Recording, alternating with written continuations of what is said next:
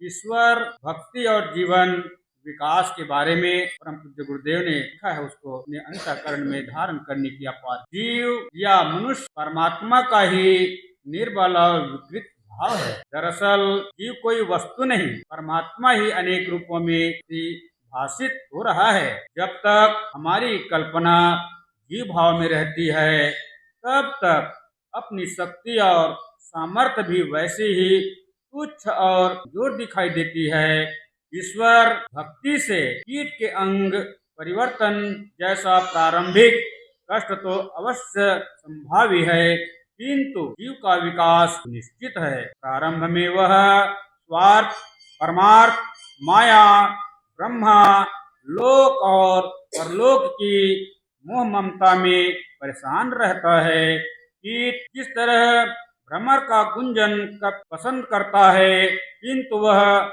अहम भाव छोड़ने के लिए तैयार नहीं होता, उसी प्रकार जीव का अहम भाव में बने रहना प्रारंभिक है। उसके लिए जिद करना, मचलना साधना की प्रारंभिक अवस्था है। उसे पार कर लेने पर जब वह नितांत ब्राह्मणी स्थिति अर्थात तदाकार में बदल जाता है, तो उसका अहम भाव एक विशाल शक्तिमान रूप में परिणित हो जाता है।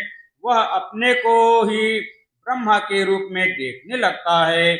मैं ही ब्रह्मा हूँ। यह स्थिति ऐसी है जिसमें जीव की शक्तियाँ विस्तीर्ण होकर ईश्वरीय शक्तियों में बदल जाती है। संसार में सुख, स्वामित्व और विकास के लिए जो वस्तु आवश्यक है, वह शक्ति भी उसे मिलती है। यह निश्चित है कि मनोवांछित सफलता और जीवन विकास का अधिदाता परमात्मा ही है। कि भक्ति के बिना वह सब उपलब्ध नहीं हो सकता जिसकी कामना करते हैं।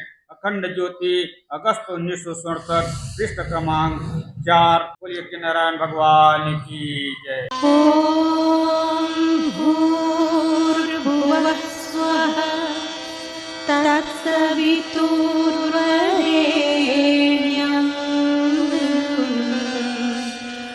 भर्गो देवस्य धीमहि धियो